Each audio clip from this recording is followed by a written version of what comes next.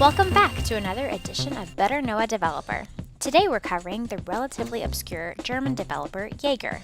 Yes, you may not know them yet, but you probably should. The company was founded in 1999 out of Berlin by 5 friends who got their start hacking and making Commodore 64 games as a hobby. Eventually, they decided to harness their interest into game development and slowly grew their company while producing their first title, also named Yager, which happened to launch at the extremely fortuitous time as the dawn of the original Xbox. Microsoft, eager to lock down exclusive titles, quickly grabbed the rights to Yager's combat fight simulator, hoping it would give them a leg up in the European markets.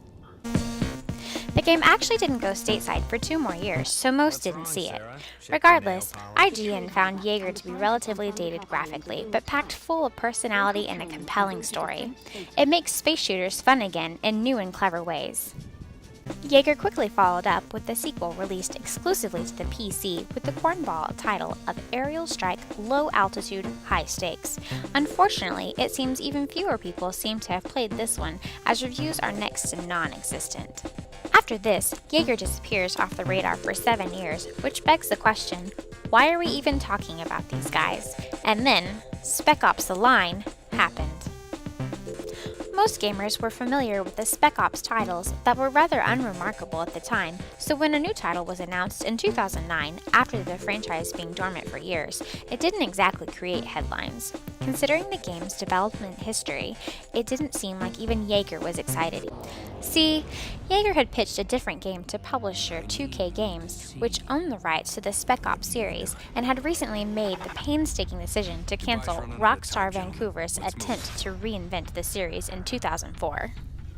Instead, 2K demanded Yager shoehorn their would-be game into a new Spec Ops title. As you can imagine, this led to a turbulent development process with Yager's lead designer, Corey Davis, publicly describing 2K's attempt to add a traditional multiplayer component to their title as a waste of money, and called the game mode another game rammed into a disc like a cancerous growth. Despite these development woes, Spec Ops The Line arrived on consoles in June of 2012. Critical reception was mixed initially, as reviewers felt the game didn't innovate on the oversaturated military shooter genre, but the game continued to stand out for many due to its complicated and emotionally gripping story. It was a slow burn though, yes, rimshot, as the game slowly became a cult favorite and was awarded IGN's Best PC Story of 2012 and Ben Yahtzee Crowshaw's Best Game of the Year on his popular web series Zero Punctuation. If you haven't experienced the game, you really should give it a shot. We're not going to spoil anything for you here. So what's next for Yager? Well, down the line they're working on another ship battle simulator called Dreadnought that's got a lot of PC gamers excited. However, we're most interested in their next release. You may have heard of it.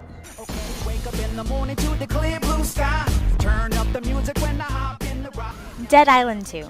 That's right, Yager has been handed the baton to make the sequel to Techland's original zombie survival RPG. We at the Dojo are fans of the series despite themselves, as both Dead Island 1 and the subsequent standalone expansion, Dead Island Riptide, were technical marvels with beautiful visuals thanks to Techland's Chrome Engine 5, but mind-numbing in execution with repetitive combat and vapid storyline. The series has so much potential though, and considering Yager has successfully breathed life into a stale franchise before, we're curious to see what they can do here. Early previews suggest they're trying to fix what's broken from the previous DI entries by making fighting more involved than a series of quick kicks, as weapons are more easily created, no need to find a workbench, and fine-tuning zombie health levels so it isn't as much of a grind anymore. They're also taking a page from Destiny's playbook, creating an open-world online cooperative experience where you'll run across other players trying to survive the zombie apocalypse, in the comical take on California culture. Does Yager have it in them to impress us again? Will Yager surprise gamers reinventing a series we've all written off? Will we finally get a decent online cooperative zombie RPG that isn't DayZ? Call us optimists, but we can't wait to find out when Dead Island 2 arrives in stores next spring.